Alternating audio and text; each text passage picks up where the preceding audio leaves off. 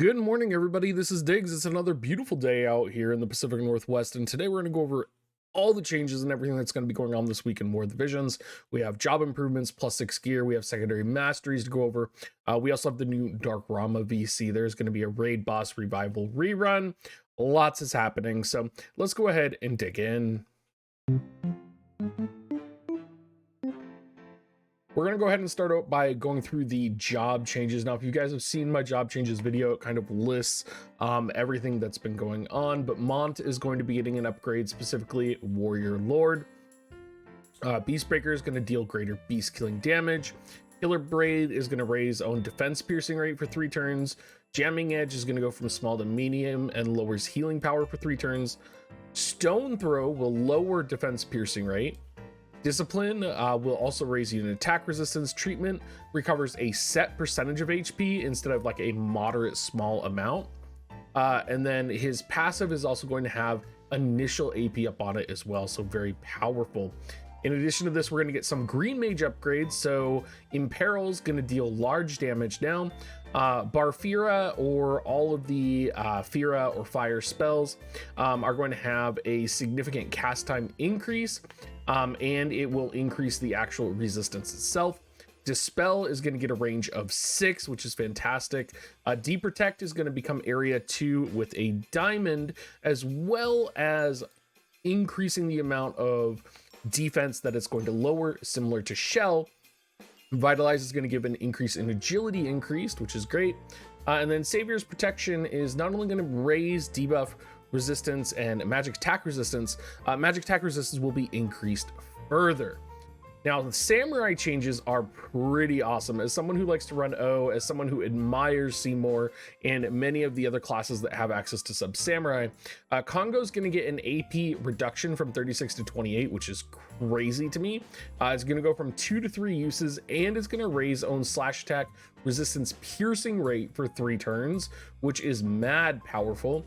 Obarazuki is very powerful, but we very rarely see it used because what happens is it's a range height 0, so everybody has to be on like a flat plateau. So getting a range height 1 increase and having the capability to lower healing capability as well as inflict slow is going to be very good. Hayate you probably won't see much use from. It's going to raise own CT medium, whereas previously it would just move you to target panel. Hien will recover own AP when enemy is KO'd. Not the biggest upgrade here, but really good if you're taking out a bunch of small enemies. Meditation is going to increase the bravery bonus. So for those of you that are manually increasing bravery, it's going to go increase even faster. Illusion, very similar to Obarazuki, passive buff that is used quite a bit if people do have access to sub samurai. It's going to get range height 1. It's also going to raise own area attack resistance for 3 turns. Vortex Render, which is Rob's job level 25, going to go from 2 to 3 uses. Very powerful attack.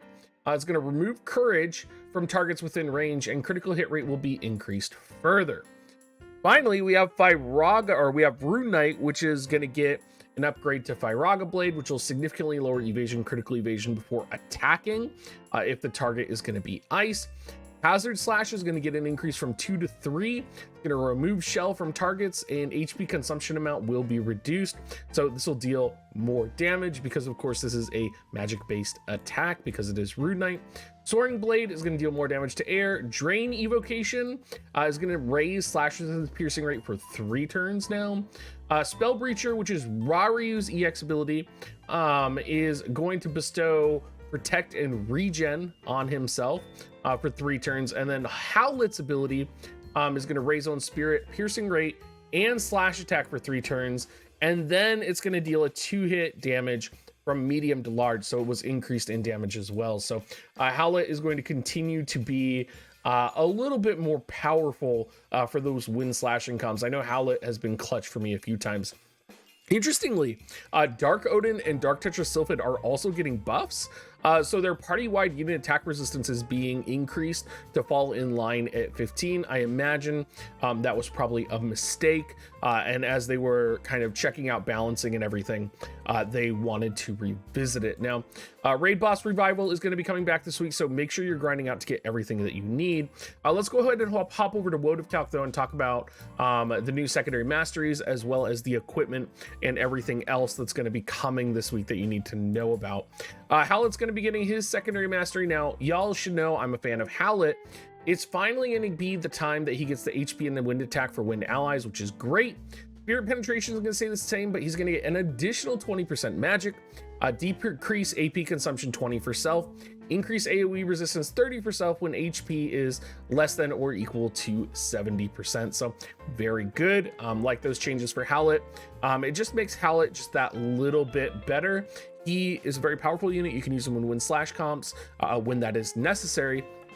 But he's just going to be that little bit more, which is just what we need. Titus, MR unit that very rarely sees use. His original mastery ability was pierce resistance 10, missile resistance 10, decrease AP consumption 25. Gonna get increased HP 10% for dark allies, frostbite resistance 25 for dark allies. Decrease AP consumption 25 is going to stay the same. Increase HP 15%, increase defense 15, and increase debuff resistance for all elemental resistances 100 when HP is greater than or equal to 70%. I do believe Hallet's was greater than or less equal to as well, so sorry about that. Not too remarkable for Titus, I would say.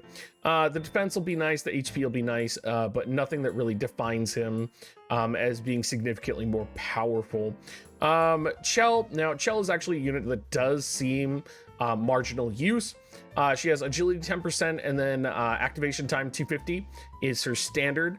She's gonna HP 10% for ice allies, stun resistance 25% for ice allies, and then she's gonna get an additional HP 30%, which is pretty impressive.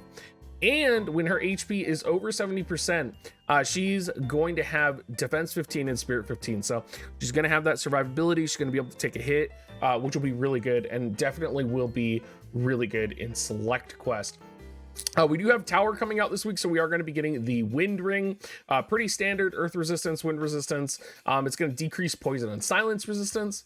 Ice Brand is also going to be getting a +6 this week. What's great about Ice Brand is it is going to get defense penetration 10 on it, which is going to make it a very powerful ability. I'm going to be very excited to +6 this sucker.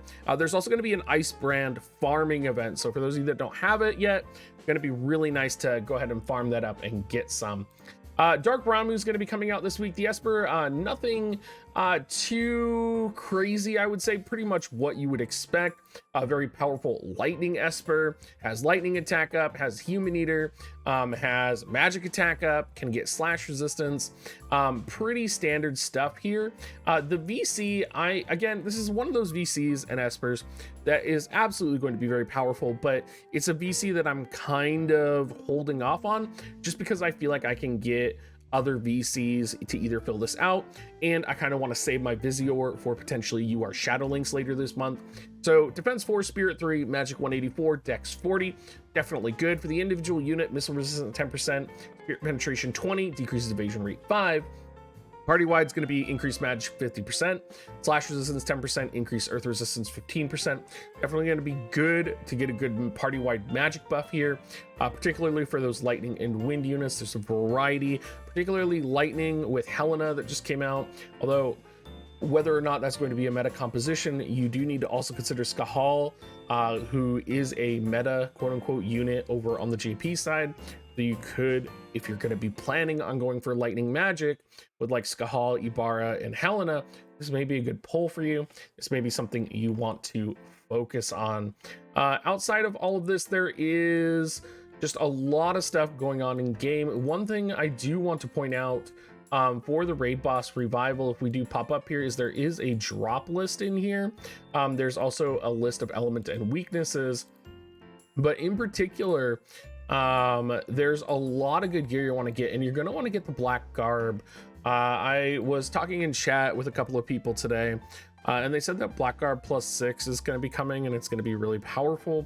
It's going to be a really good piece of gear that you're going to want to plan for. So make sure you grab an extra recipe or two of the black garb so that you can kind of build that really powerful evasion gear. Of course, if you don't have it and you're kind of looking for other gear, winter coat, Galmia cloak, soul thumb acid, these are all going to be gears that I recommend. This is going to be the time to get it. This is the time to farm it. Definitely check it out. Also, new story, which I'm super excited for. I've really been enjoying following through Sadali's story and learning about him and all of that. Anyway, everybody, thank you so much for watching. I hope you guys will have a great rest of your day. Please remember to use my affiliate link, dig.gs/coins, if you do want to support me. Please leave a comment as well. Trying to get the algorithm going since I've been gone for a month when we were traveling in Vietnam. So please leave a comment, leave a like, and I will catch you guys next time.